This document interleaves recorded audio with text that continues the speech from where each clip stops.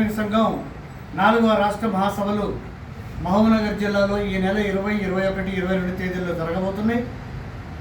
ప్రస్తుతం వ్యవసాయ కార్మికులకు వ్యవసాయ రంగంలోకి యంత్రాలు రావటం వల్ల 2005లో పోరాడి సాధించుకున్న మహాత్మా గాంధీ జాతీయ గ్రామీణ ఉపాధి హామీ పథకాన్ని నరేంద్ర మోడీ ప్రభుత్వం రద్దు చేసే కుట్ర పన్నుతూ ఉంది.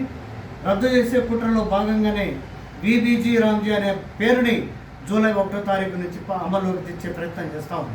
అంతేకాదు రాష్ట్ర ప్రభుత్వం 40%, కేంద్ర ప్రభుత్వం 60% అని అంటున్నది. గతంలో కేంద్రం 90%, రాష్ట్ర ప్రభుత్వానికి 10% ఉండేది. రాష్ట్ర ప్రభుత్వం కేటాయించకపోయినా కేంద్ర ప్రభుత్వం నిధులు వస్తుండేది. కానీ ఇప్పుడు మాత్రం రాష్ట్ర ప్రభుత్వం 40% నిధులు కేటాయిస్తేనే తప్ప మిగతా 60% నిధులు మేము ఇవ్వము అని చెప్పి ఆయన మోడీ గారు అంటున్నారు.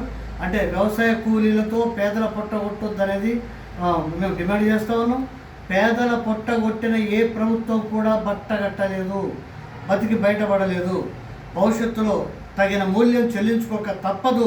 అందుకే ఈ జాతీయ గ్రామీణ ఉపాధి హామీ పథకాన్ని అలాగే పెట్టి సంవత్సరానికి 200 రోజులు పరిధినాలు ఇచ్చి రోజుకు 600 రూపాయలు కూలీ ఇవ్వాలని మేము డిమాండ్ చేస్తూ ఉన్నాం.